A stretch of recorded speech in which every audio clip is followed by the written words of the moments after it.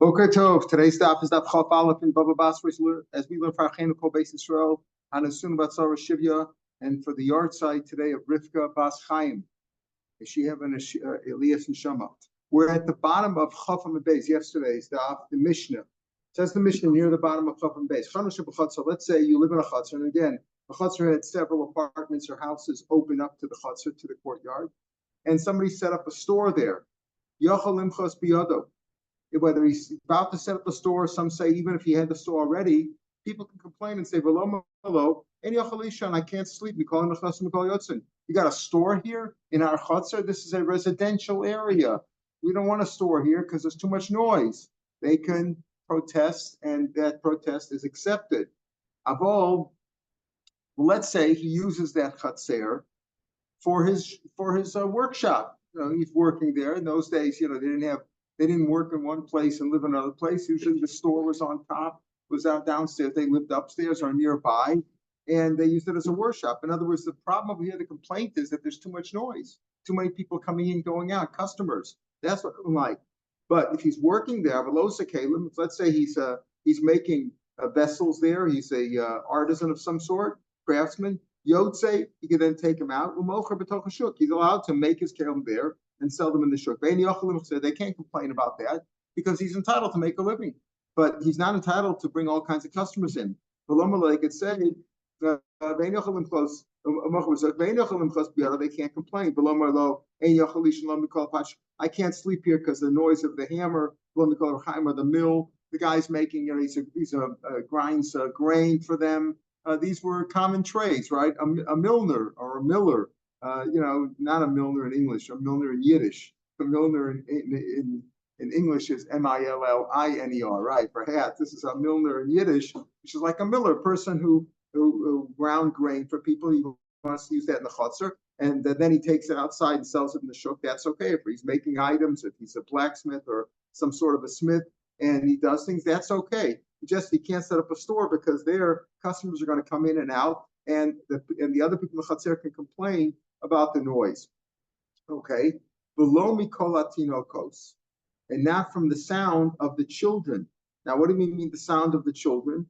So it says over here, presumably the children who are coming in to buy wine and oil and things of that, things still in the store. So this is pretty strange. He says you can't, you could complain that there's too many customers going in and out, but you can't complain if a person's just doing his craftsmanship in the chutzner, and they can't complain about the kids coming in and out. Well, that sounds like customers who are children.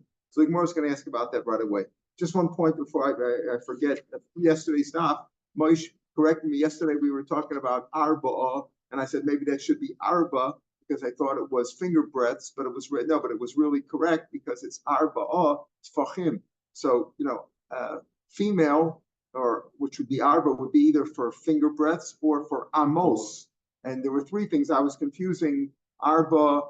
I was confusing arba tefachim with arba etzbaot, and it's not. It's really tefachim. In other words, they were talking about a beged. A beged, if it's less than 3 by 3, so it's not a beged, right? So the Gemara said, but it's good enough for it could be used as a patch. So it could be used as a patch, like the Gemara said. So it's too rough. It's very thick. So if it's too thick, it could be used as a omen. He says no, but it's rough. It's like made out of sackcloth. So he says if it's a risk, why do you say it's only 3 by 3 finger breadths? That doesn't have 3 by 3. If it's sackcloth, it should be 4 by 4. It's fucking. So we are making a big jump from a beged, which is 3 by 3, to make it into a beged. It could be used, let's say, as a patch or something of that sort. So going up to sackcloth, say there it's a 4 by 4 taka tefachim, not its boat. So the Gemara was correct and I was mistaken. All right, so now back to our Gemara. The Gemara, so the Mishnah seemed to be contradictory. Says Gemara 2 lines from the bottom of Chaf of the days. Masha Reisha, Masha say, what's the difference in the Reisha? You say you could complain about people having too many people coming in and out, and in the Seifa you say that you got kids running in and out of there. You can't complain about the kids. So what's the difference? Either way, we're talking about noise of people coming in and out. So why in the ratio you say that's a valid complaint, in the Seifa you say it's not a valid complaint, you can't complain about the children? Abaya first says Seifas l'chatzakar. Seif is talking about people from another chatzer cannot complain about children in this chatzer. Well, the Gemara says, well, let's say chatzer cheres, just say from another chatzer, they're allowed to, I'm sorry, the other way around. The people who live in your chutzner can complain about customers going in and out or children going in and out. Too much noise. You're doing your job. You're banging away with your hammer, or you're grinding your mill. Okay, that's your job. We can't complain about that. But you could complain about people coming in and out. But he says, because you can't complain about children going in and out in another chutzner. Then another chutzner far away, or the next neighboring chutzner, they can't complain about that. So let's say chatzer. If you're saying you can't complain about children making noise in your chatzer, and you're talking about another chatzer, so say another chatzer. In the same chatzer, you can't complain. That's what they do. Rashi says, the last line of page,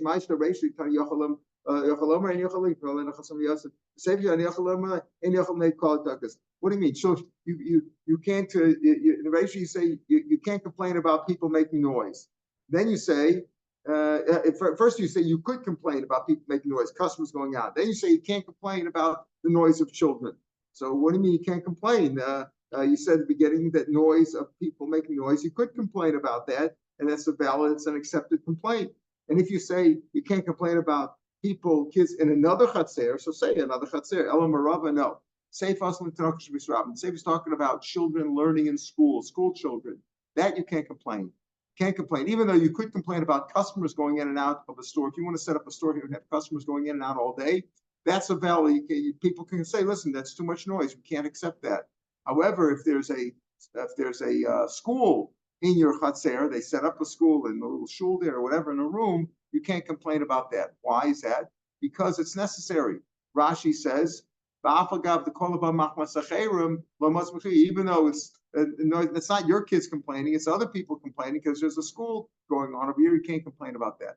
Why is that? Because it's necessary. Yishuv ben Gaba was a Kohen Gadol, and he set up the school system. We should, in truth, Zachur also Ha'ish Latov. We should remember that man for good. Yeshua ben Gama Shmo. That was his name.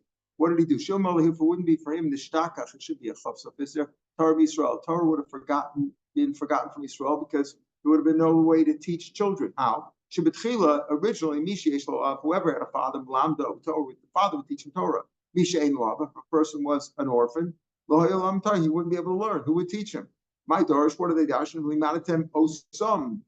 And V'limadatem Osam, he darshan as V'limadatem Atem. V'limadatem is V'limad, made, or Atem, or V'limdu Atem, you should teach. V'limadatem Atem Osam means them. But it's going on V'limadatem Atem, you should teach them. Meaning, the father has an obligation to teach his kids. But if there's no father, there's no obligation to teach anybody else. So those kids would never learn. They first made it to first they said, you know what? We'll set up schools in Yerushalayim. Teachers should whoever can come to Yerushalayim. There's open schools, public schools, what they call it, mamachti dati schools where they teach Torah in Yerushalayim. My Dorish, what was their drasha? Kimitzi and Teisi Soro, Barsham Yerushalayim. That's what Torah is to come from Yerushalayim. So first they said, they assumed only fathers should teach their kids. If there's no father, no obligation to teach. Then they said, no. In Yerushalayim, we're going to set up schools, and everybody should come and learn Yerushalayim. Misha Ishlav, again, Badai, Misha Ishlav, still, whoever had a father, Malam Lamdo, whoever had a father would bring his kid to Yerushalayim, to the school. Umalamdo, Misha Ishlav, who didn't have a father, Loyolo, wouldn't be able to come up. Misha Loyolav, Loya Ola, Velama, he wouldn't be able to come up and learn because he didn't have a father. They made it to so they made it to Kana that in every district, Rashi has that a plach includes several states. The states aren't like our states today. They were small states, presumably. In every district, they would have schools, Machnisan, and the kids who were, there would be a school there. They had an obligation to go. Machnisan, Kiben Tesain, Kiben Yudzain. 16 or 17 years old, they were going to learn. Misha Hilo Rabba Koslov, and if a teacher would get angry at him, these were already adults. In those days, 16 and 17 was an adult, right? They didn't live that long. So whoever had a teacher who got angry at him, what would happen? He would kick him, and leave. In other words, he'd get upset. You start teaching kids 16, 17, and the kid doesn't take to it well, and the teacher got angry at him. He would rebel and leave. This is when Yeshua ben Gabla came, the Tikkun, and he decreed, you have to set up schools, teachers, going to organize schools like we have, but teachers in every state, every city. That's when you start teaching them young at age 6 or 7. And that's why we say you can't complain if there's a school going on or a school teacher in your chatzer, because Torah was necessary to be taught. Amalei Rav Shmuel Bar Shilas, Rav told him, listen, don't accept kids until they're 6 years old. Until that, they're babies and whatever. It's not going to work. Afterwards, Kabul, accept them, and stuff them like an ox. Rashi says like an ox, in the sense that you force the yoke put on him, you force him, like you, so to speak, you force feed the kids with Torah. When you scold the child, use maybe a shoelace. Don't hit him with a belt or with a whip or something like that, because that's going to injure him. The ones who study, the ones who learn and know how to read and they're cooperative, that's fine. The ones who don't, give him a chavrusa. Let him become a company with the guy who does, and with a good one will have an influence on the weaker one. Meisvei. So what do you see over here? That you can't complain about a school in your chatzer. Meisvei. One of the chatzer should be geshlasas rofe. He wants to become a moel, a rofe, a doctor. In this case, it means a moel. Uman. Rashi says that's to make his name a bloodletter, a guardi, let's say a sewer or a weaver, or teach, they can prevent him from doing that. So you just said that the Mishnah said that if there's children, you explained that the Mishnah is talking about, the Mishnah says you can't complain about the children. We're speaking about children in a school. Can't complain about there. Here it's mash from this brisa that you could prevent them. If he wants to become a school teacher and have a school there, the people can prevent from doing that. We're speaking about goyish children, not Torah. But my goyish children, that's different. There you can prevent it. But if they're teaching Torah, that's allowed. Tashma, another similar price. Two people lived in one chutzner. One of them wanted to become either again a rofe, a moel, or uman, or a bloodletter, gardi, a tailor, or malamitano, because a teacher. We're talking about teaching goyish children. They're teaching them math or physics or something of that sort. That you're not allowed to have in the chatzer, because people can complain. There's too much noise of all these children coming in, going out. But not when it comes to Torah. Tashma, another case. A man has a house, an apartment in a chatzer that belongs to more than one. You shouldn't rent it out to somebody else. You can't rent it out to a moel or to not to a bloodletter, below the gardi, not to a tailor, below the sofer Yehudi, below the sofer Amoy. Here it says you can't lend them out, you can't rent it out to even a Jewish teacher teaching Jewish studies, but also not to a Goyish teacher. So here you see, you can't give an answer and say, oh, we're talking about teaching Goyim or teaching secular studies. Here it says Sofer Yehudi. The Gemara says, and we assume that a Sofer Yehudi said, Sofer Masa. So Rashi learns that Sofer Masa, take a Rashi a little bit below the words for Ben Gershom on the side, that he teaches, he's like what you call the superintendent or the principal. In other words, he sets up other teachers below him. He's got a whole system. In those days, what was a teacher? A teacher had a room, and that was a school. In the old days, right? Here, he was like a superintendent or a principal, whatever you want to call him. He would have other teachers underneath him. In other words, this was a big thing. That was a big school. And we say over here, Lo Sofer Yehudi, you can't set up a big school. My skin was Sofer Masa. That's how Rashi learns. Tosfos learns it all differently. Tosfos says Sofer Masa means simply a scribe who would write shtarot. We're not talking about a teacher at all, right? He's going to bring up the problems that we're going to see in a few minutes. The problems that Tosfos brings up on Rashi, that the word Sofer Masa does not refer to teaching Torah at all. Rashi learns the difference between an individual teacher versus a superintendent who's got a lot of teachers under him. That's already a big school. That's too much.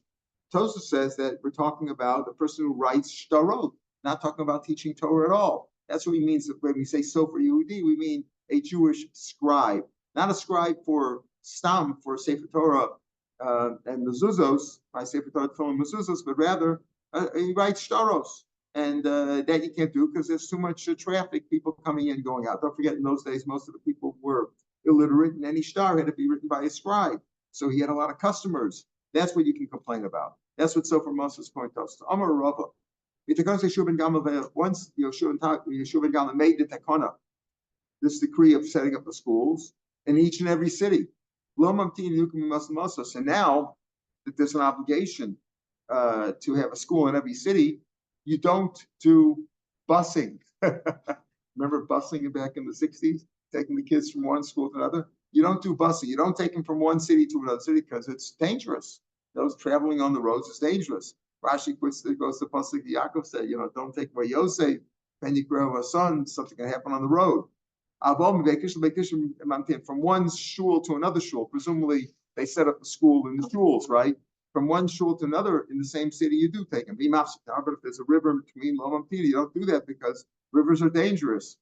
You have to traverse the river, could be dangerous. If there's a bridge across the river, then you could take it. If the whole bridge is a narrow plank, not so good, right? Don't take them on that. In other words, what you could do is you can demand that another school be set up, because he said there has to be a school in every locality. Yamarava. How many students should be in a class? Yamarava. Sach, the total number of mikri dardiki, as of a person, mikri dardiki, of a teacher teaching kids Torah, 25 kids. More than that, not so good. If there are 50, and most of them, you put up to, if there's 50 kids who in the school, 50 kids need to be taught, you set up 2 teachers. Let's say there's 40 in between. So you put a masa, right? What we call a sayad, right? We call a sayad the helper. You set up a reish duchna, meaning he's the person who listens to the teacher. Then he reviews it with the kids. In other words, the school, the assistant, you set up an assistant, and you pay him from the city funds. In other words, what we're saying is, Shumagala set up that there has to be a public school that teaches Torah in each and every city, each and every locality. And if you have presumably substantially more than 25 kids, you set up with a sayat also, with the helper. Let's say you have a school teacher teaching Torah. The Goris, he's a good teacher. He knows how to learn. There's another one who's a better teacher. He can teach better. You don't remove the first teacher, even though he's not as good as the better one. You know why? Because if you put somebody in his place, the other guy will be a bal guy, but he won't do such a good job. He says, look, they threw him out. Look at me. He'll be full of arrogance, and he won't be so careful in what he's going to do. He says, listen, it's nobody like me. I can do what I want, and he won't be afraid of being deposed or being fired. So it's not a good idea.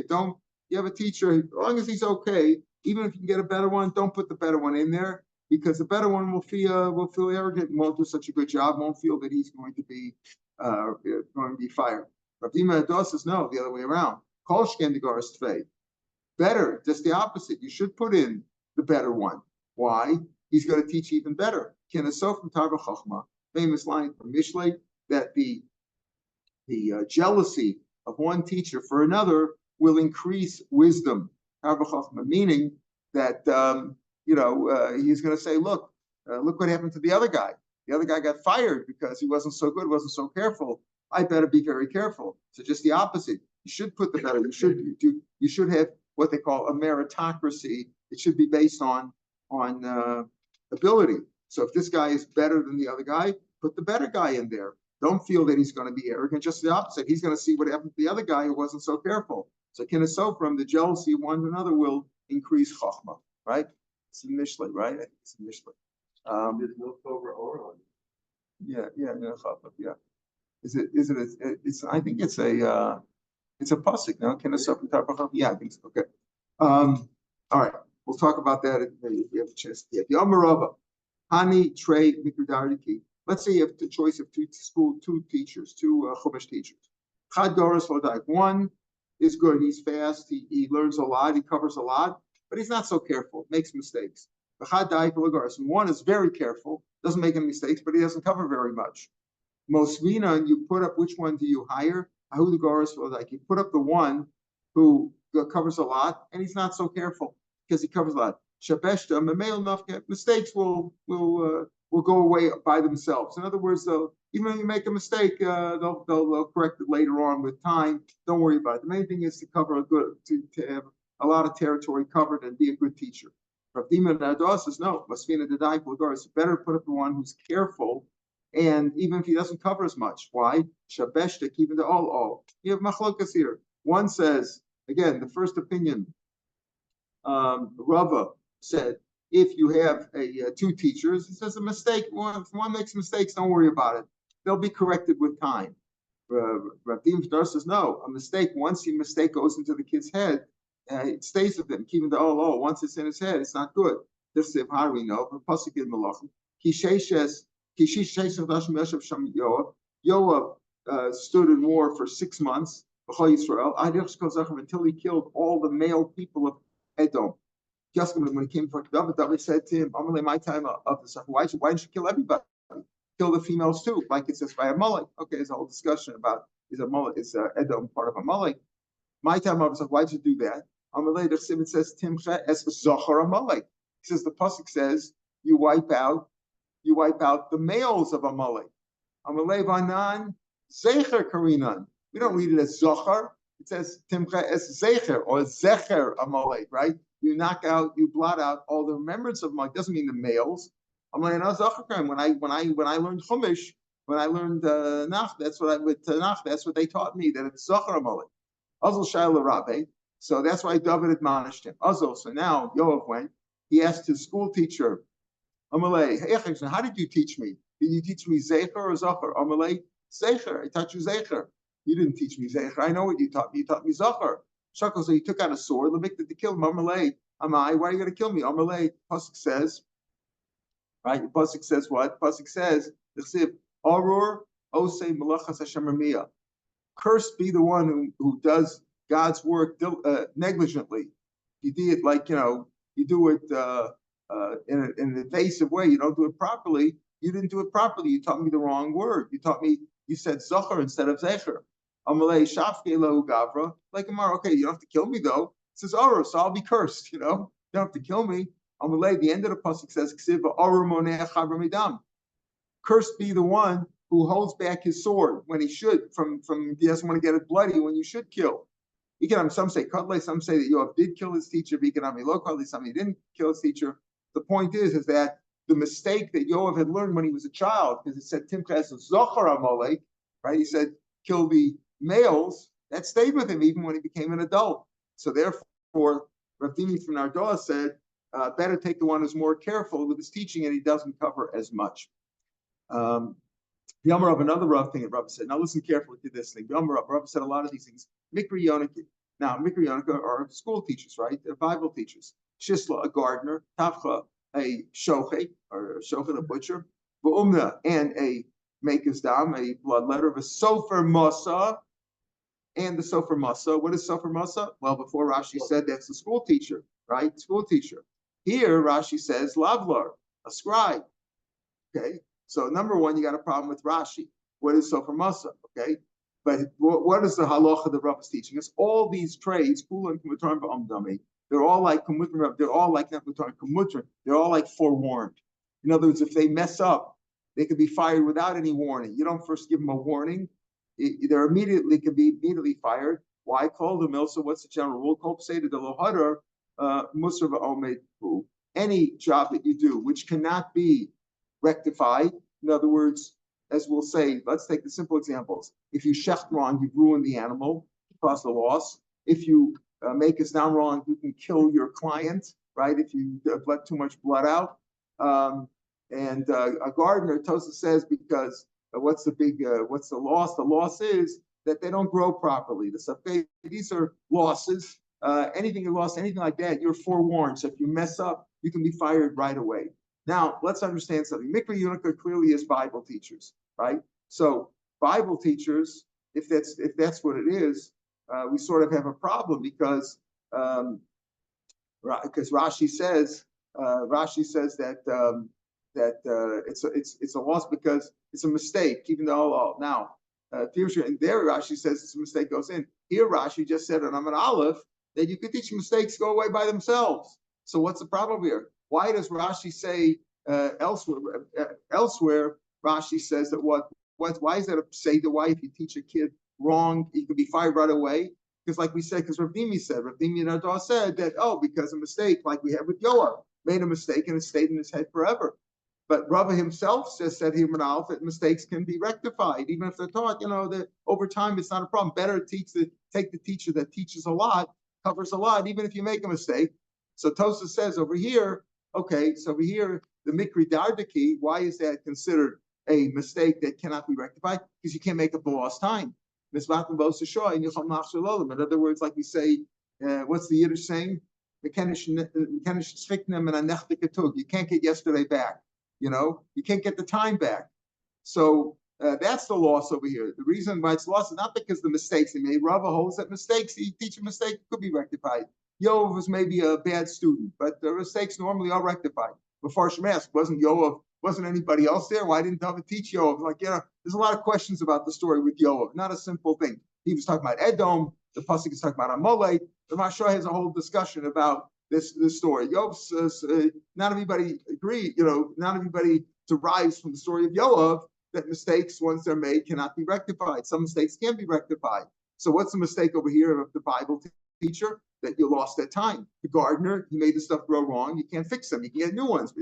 A butcher obviously can make a mistake and choke it and mess up the animal and make him treif.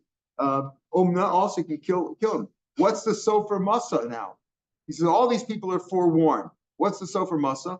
So again, Rashi says over here lavlor. So number one, you have a problem. Sofer masa. Rashi himself says that the sofer masa is the superintendent. That's the principal. Here Rashi says that we're talking about the scribe. Okay. All right, why is the scribe a mistake that can't be rectified? So Rashi says further down, 3 or 4 lines into the narrow lines, he says, the animal became an avela, you made a mistake at the shechita, or you killed the client who came to let blood, and a sofer, because of Sefer Torah, he made a mistake in a Sefer Torah. So Tosafos says, what do you mean? Sefer Torah, you make a mistake, you can fix it, right? The sofer knows he can fix mistakes. They can be fixed, they can be rectified. Well, what's the problem? Ella, so Tosa says sofer masa, like Tosa says on an aleph that he brings down from Bein Chanano. So what's a sofer masa? That's a who writes shtarot. You write a star and you write it wrong. You wrote the seller or the buyer, you mix it up with the wrong amount of money. Those mistakes may not be able to be rectified. Worse with the get or yeah, even worse with get or ksuba. So stars could also be that too. Get or ksuba could also be that, right? So these are mistakes that if you make a bad mistake there, can't be rectified. But Rashi's got several problems over here. That the number one, what is sofer masa? Is it a scribe or is it a superintendent? And if it's a scribe, why does he say that the mistake is on a Sefer Torah? Say the mistake is a kosef shtar. So according to Tosafos, it works out a little bit better. With sofer, he writes it and then he gives it to someone else to copy. You can make the same mistake if it passed down to 100 different sofer. That's right. And that's a good. That's a good defense in Rashi. That's a good defense of Rashi. Correct. But Tosafos says they just paid a little harder. You can fix it. So that you're right. But that's like the mistake of Yoav teaching him wrong. Like he doesn't know what writing the word wrong or something like that. You're right. That's a mistake. That's Tosafos and Rashi disagree about this. Amarava. Amar Rav Huna rather. Okay, now we're at Amar Rav Huna, about 12, 13 lines down on the page. Now we come back to our issue of what we call in Hebrew masig gvul. You open up a store. What was the line that they used to say that a guy comes to a new town and he sees, okay, there's a hardware store, there's a bakery, and there's no bike shop. I'll open up a bike shop. A Jew comes to the town. He says, what's the best store here? A pizza shop? I'll open up one right next door. Unfortunately, that's what happens. A lot of competition. So here we get to that issue.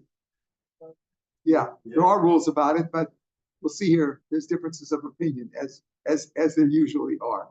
Just like Rashi, Tosafos, and the Gemara itself, we're going to see right now. Amar Rav Huna. Let's say a person lived in that mavui, in that alleyway, and he set up a mill business, right? He was grinding grain. But also and another person from that same mavui, the same alleyway. Remember, the alleyway has many chatzerot, and the chatzerot has many houses, dwellings.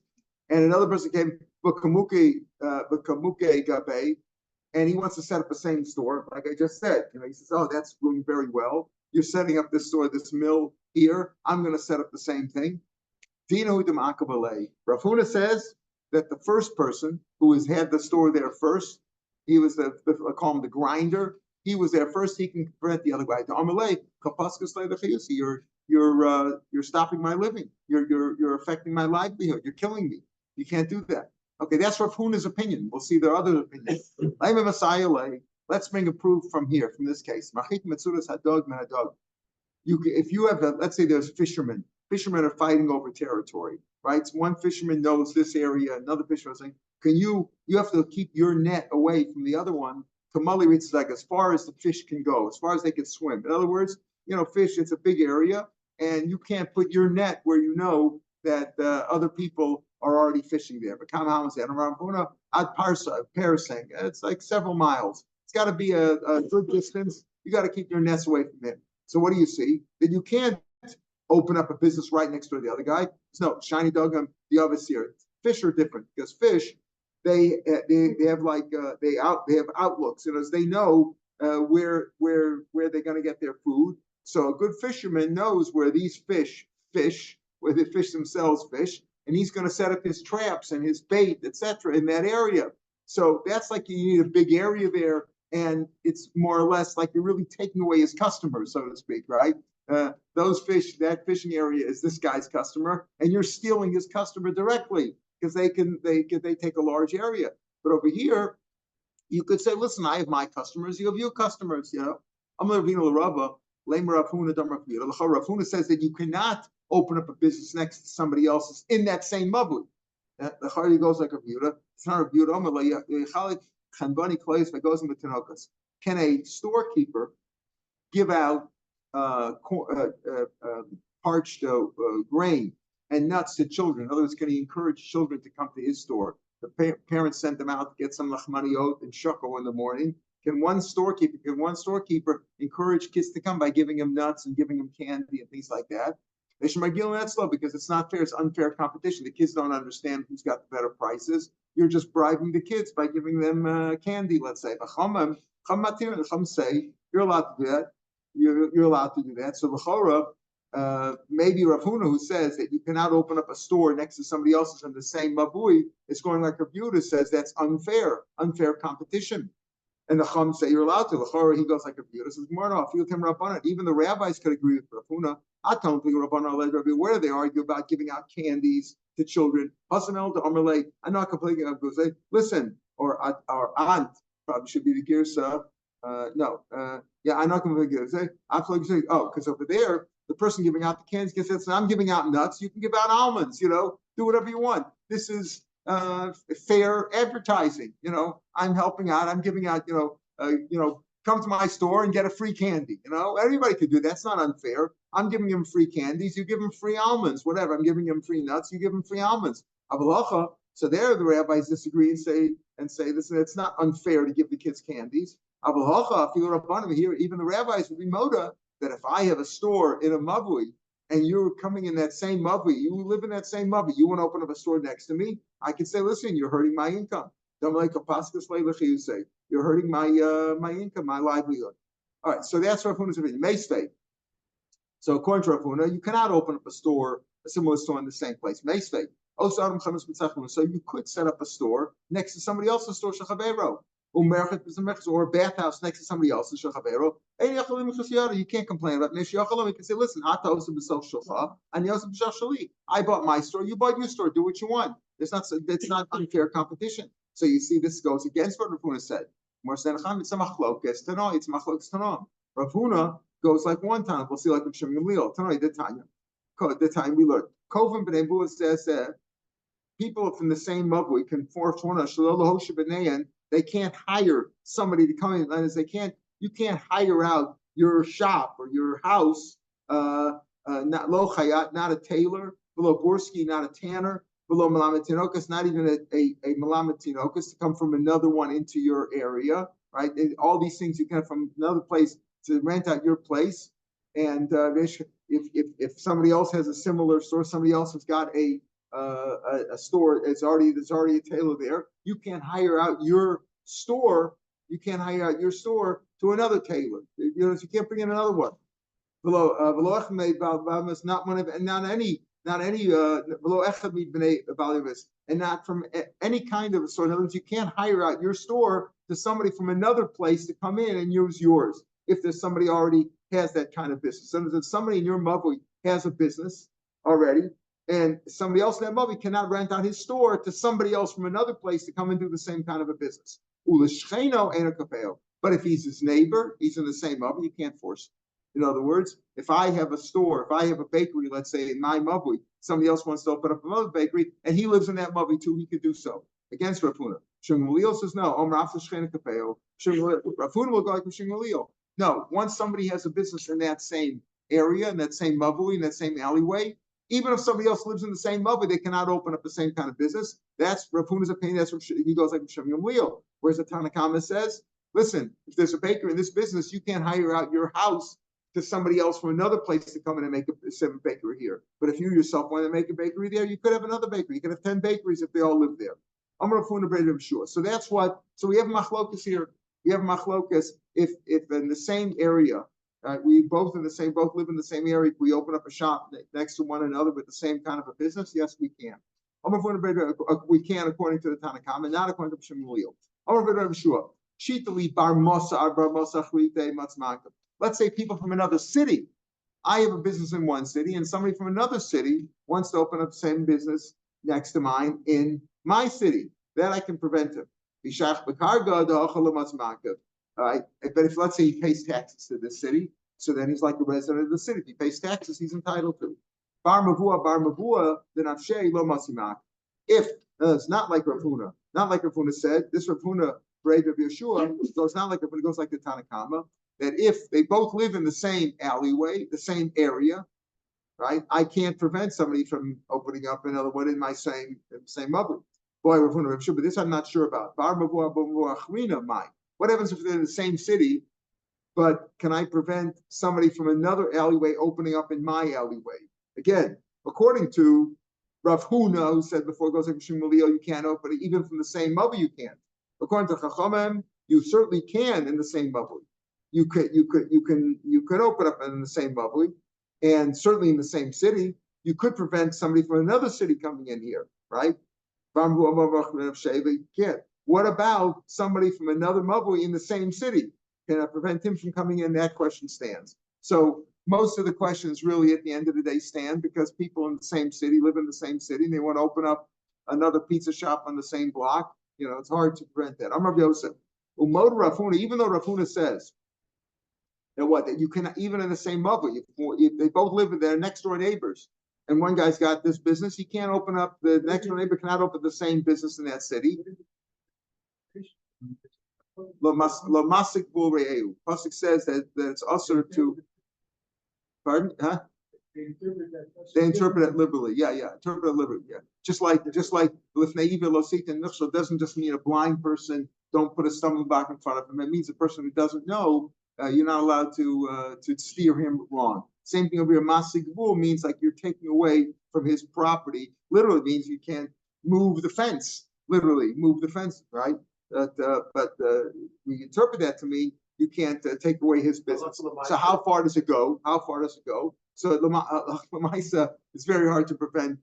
There's all kinds of Dinei Torah that have come up about this. I remember when I lived in Queens, and there was fights in New Jersey and Teaneck or Fairlawn about one restaurant opening up on another restaurant, and my rabbi in Queens met my brother-in-law who lived in New Jersey at that time, and he said, "Don't you people ever have a meal at home? All these restaurants are fighting one another." He was on the Din Torah. It's hard to. We had it in Ramat here. couple of 20 years ago. Yeah. 2 photo shops. Yeah. One opened right next Yeah, door to another. yeah. It's very hard to prevent it.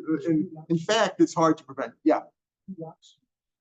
Yes, right in town. Yeah. And you know what? The better one used to work for the other one. Yeah. Better one used to work for the other one. And he opened right Next door. Wow. Next door. I know where that is. Yeah. I didn't realize it. I had trouble making a key, and they said, go to these guys. And I went to one, it didn't work. I went to also, it didn't work.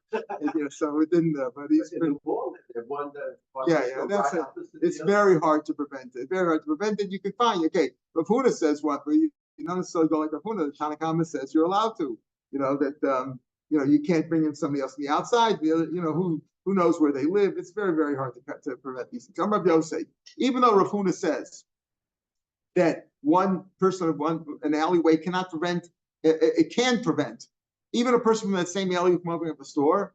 He's motive and Mikri Dardaki. If you're talking about school teachers teaching children Torah, you're allowed to. The Omer Mar, because Mar say takes out the parentheses.